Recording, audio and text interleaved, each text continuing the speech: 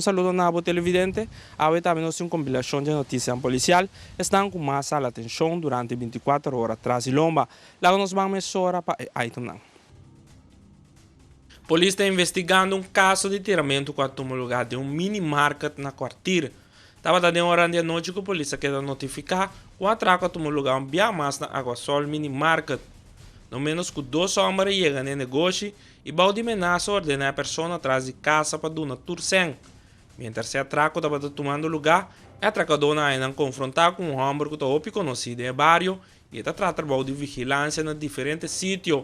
A comissão forçagueio e baixamento de bala começado no estabelecimento. O homem Boacar está conhecido que está carga arma de candela e esse provavelmente estava o motivo para começar intercâmbio de tiro. Lastimamente, o homem Boacar resulta herido com diferentes balas na cabeça e também pecho. Ela quer herido e esse é o motivo que a polícia chega e a pedir para a ambulância mesora.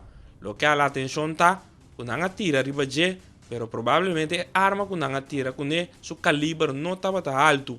Por mim, impacto na sua corpo, pero não ha penetrado em sua corpo. Estava um dia o pipisape cidadão aqui, e se estava outra arma de candela que deu usar, quizás ele estava fatal. Lo que te atracador não mês, não corre para fora do sítio, depois que não corre carga de placa. A investigação não está continuada, é caso aqui.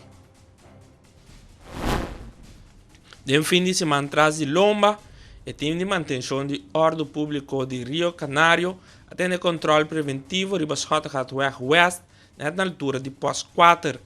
O controle estava a dirigir a infração de lei de ópio e posição ilegal de arma de candela. Depois, o time que atende controle também a Emancipação Boulevard e a controlar mais de 200 autos, mientras que a detener 2 pessoas para o Instituto de Polícia. E controlam aqui seguro vai continuar riba nos isla. Aqui vista com o controle na toma lugar para diferentes autos, homem e mulher, durante a queda controlar. Bergstraat está em área de escala vecindário. Polícia vai depois com o habitante na área toma nota de veículo estacionado que normalmente não está no bairro. Não a confiacos e a pedir assistência policial mesora. A gente não chega e toma nota de veículo blow para e suporta não estava a abrir, seu rádio não estava a ter, e esse é o motivo para decidir de pedir crã para se na bike veículo guarda de polícia. Em que caso demande time de Joraiden para se na wax veículo aqui auto procedente de ladronícia. Estava um Toyota Camry color blow. Danke por sintonizar a secção policial, siga em sintonia de Telenotícia.